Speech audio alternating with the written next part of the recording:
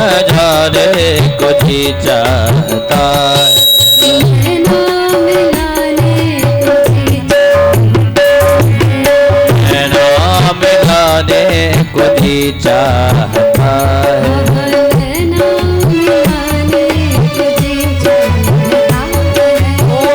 नाम मिलाने को जी चाहता है।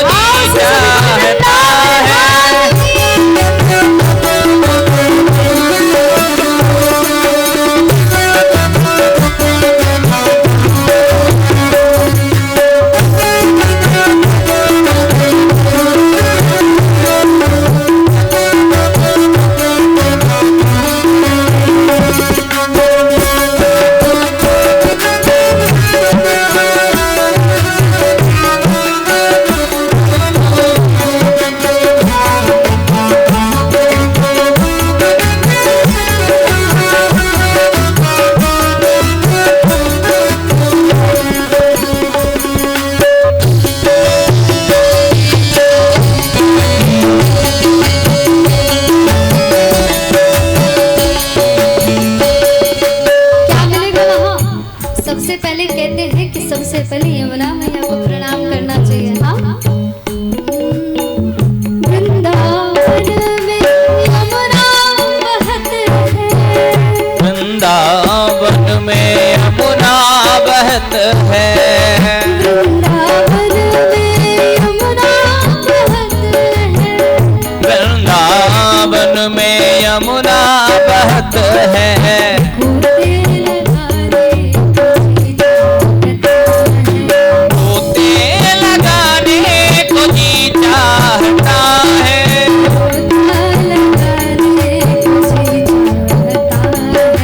गोता लगाने को जी चाहता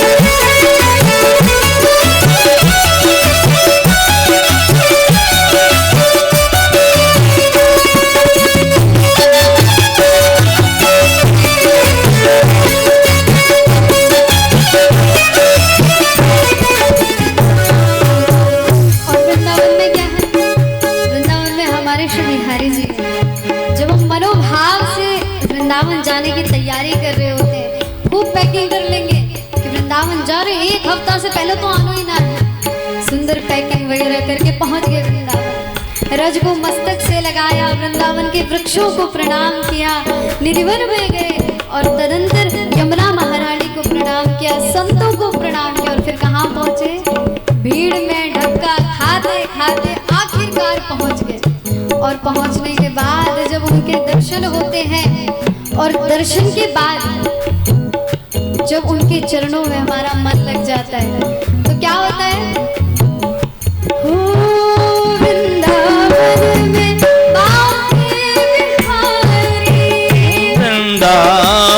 में बांके बिहारी, वृंदावन में बांके बिहारी, वृंदावन में बांके बिहारी,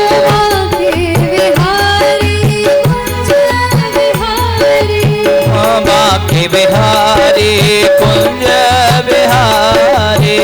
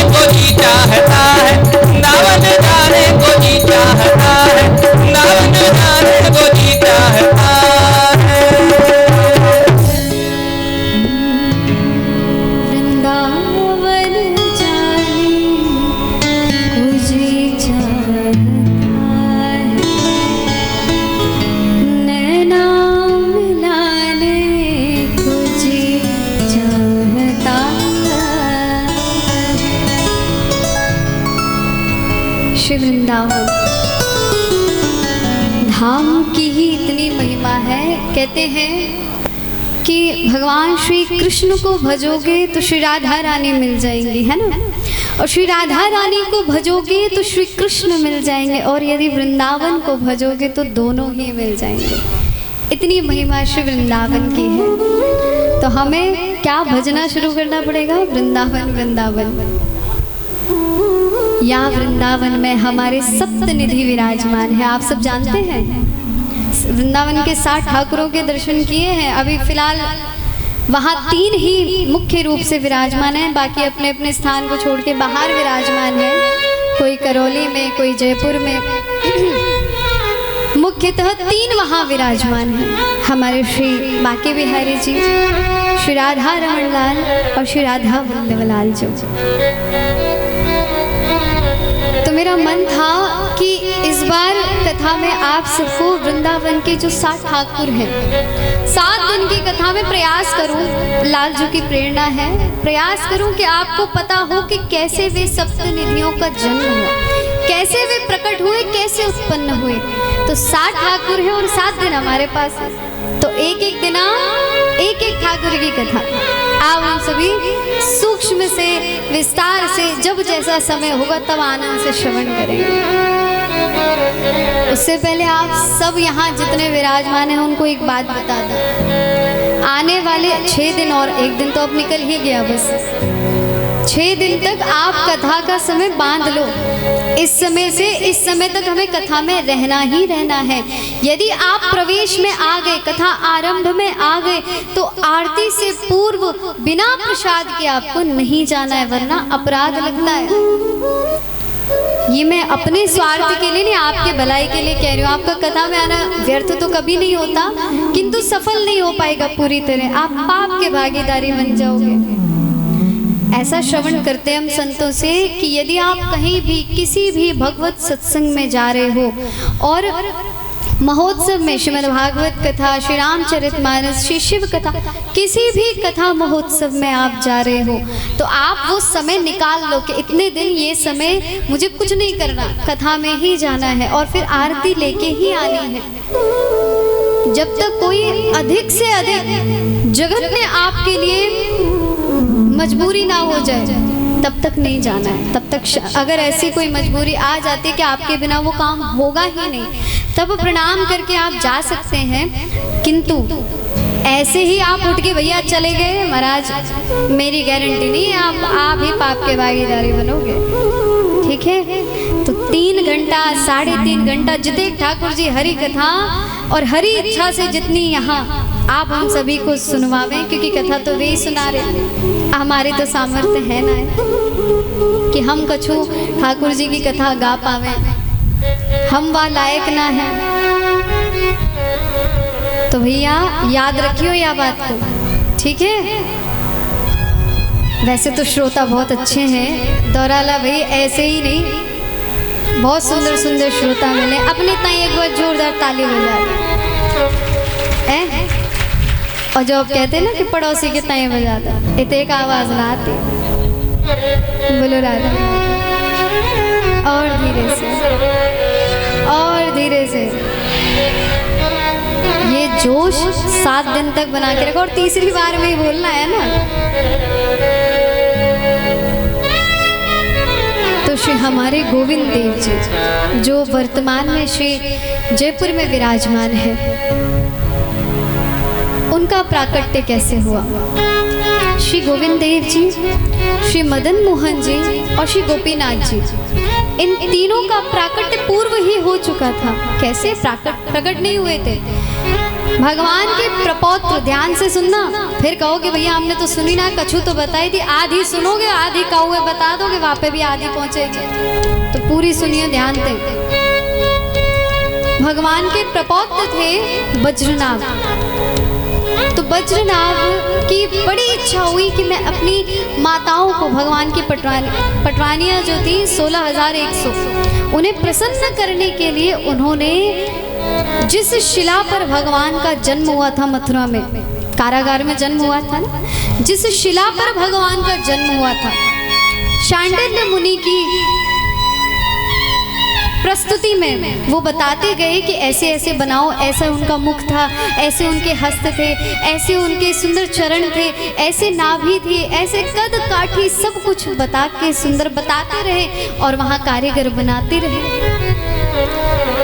तीनों के स्वरूप सुंदर वहाँ बना दिए। अब माताओं के सामने ले गए, जैसे ही पर्दा खोला, सबरी रानियों ने क्या किया, अपने घूंघट कर लिया कि तो साक्षात हमारे श्याम सुंदर ही लग रहे हैं, एकदम सुंदर नयन, इतने सुंदर इनके होठ है, इतने सुंदर कपोल है, वही इनकी सुंदर कमर है, ऐसे सुंदर इनके चरण है, ये तो सुंदर हमारे श्याम सुंदर ही। उनकी प्रसन्नता देखकर वज्रनाभ बड़े प्रसन्न हुए। तो समय युग बीतने के कारण कालांतर में वे तीनों ठाकुर, श्री गोविंद देव जी, श्री मदन मोहन जी, श्री गोपीनाथ जी, वे तीनों भूमिगत हो गए।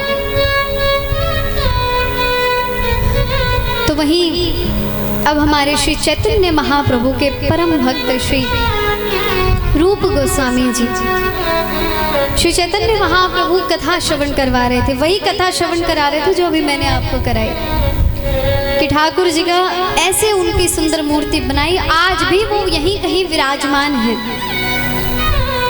जब रूप गोस्वामी जी ने सुना तो उन्हें तो चैन कहाँ।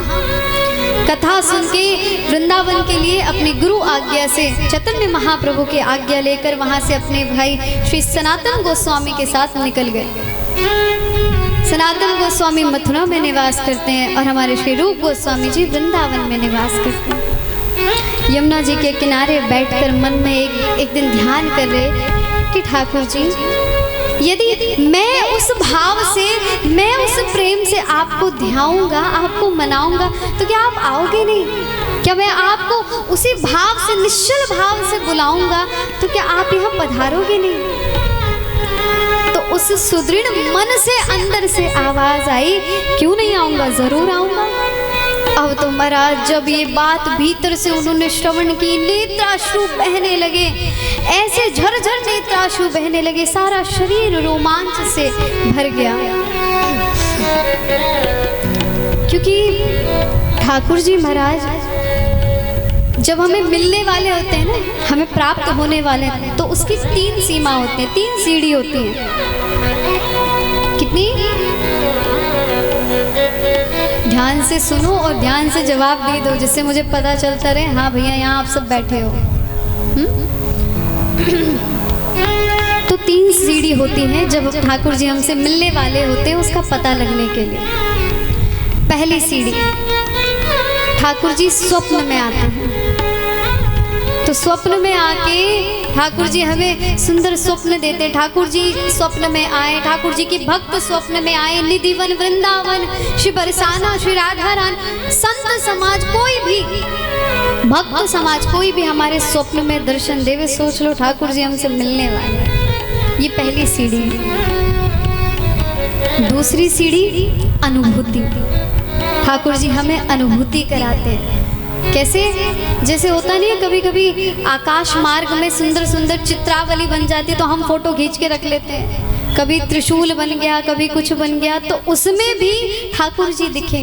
जड़ चैतन्य हर वस्तु में, कि ये भी कृष्ण है, ये भी कृष्ण है, हर वस्तु में कृष्ण ही कृष्ण।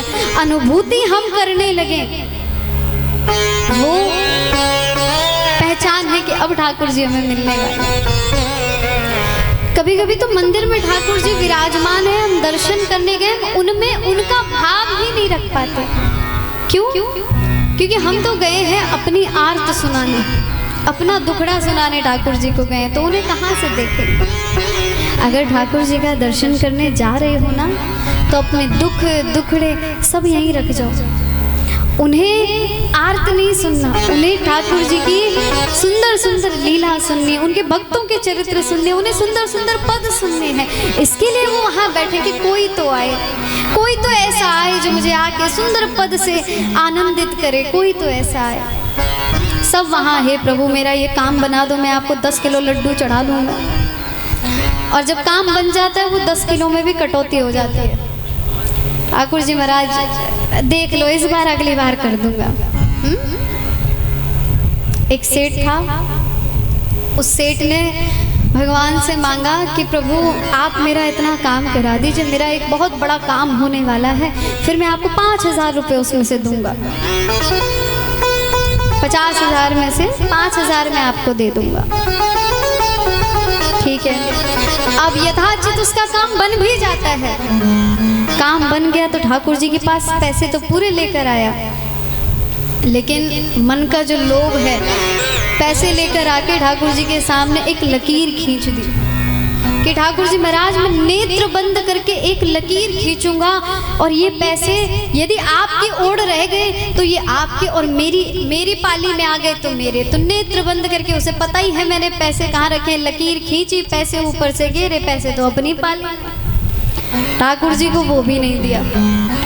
ठाकुर जी आप तो मुझे ही देना चाहते हो, तो मैं आप कैसे आपको दे सकता हूँ? ऐसे हम मनुष्य हैं, ठाकुर जी के साथ भी हम छल करते रहते हैं। तो महाराज ठाकुर जी हमें क्या देते हैं? अनुभूति, अनुभव कराते हैं। तो तीसरी सीढ़ी प्रत्यक्ष दर्शन। तीसरी बार जो तीसरी सीढ़ी होती है, उसमें तो ठाकुर जी प्रत्यक्ष हमारे सामने प्रकट हो जाते हैं। ये जो 2 सीढ़ी है, ये महत्वपूर्ण है। तो श्री रूप गोस्वामी जी को सबसे पहले क्या हुआ? स्वप्न आया, और उसके बाद अनुभूति होने लगी, कण कण में उन्हें दिखने लगे। स्वप्न में रो रो कर ठाकुर जी से कह रहे, ठाकुर जी आप कब मुझे वो आपका वो स्वरूप मिलेगा, मैं आपके साक्षात स्वरूप का दर्शन कर पाऊं, इसके तो मैं योग्य नहीं, क्या मैं आपके उस विग्रह का ही दर्शन कर लूं, इस योग्य तो मैं हूँ। तो नेत्राश्रु बहाते जा रहे हैं और कहते जा रहे हैं। भगवान मन में ही आकर उत्तर देते हैं, अरे पगले एक काम कर, थोड़ा आगे जा, वहां गोमा टीला करके जगह है, वहां वहीं पे उपस्थित हूं मैं। रोज एक गैया वहां अनायास आती हो और दूध की धार चढ़ा के जाती है।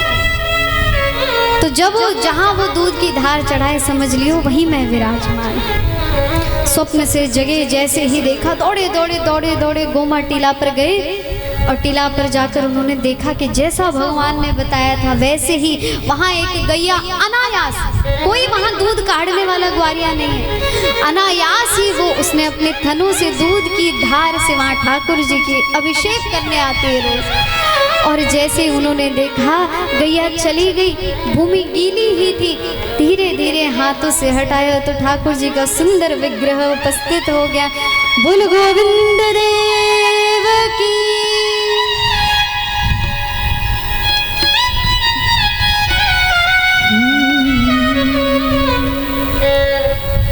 सब सुख सागर रूप जागर,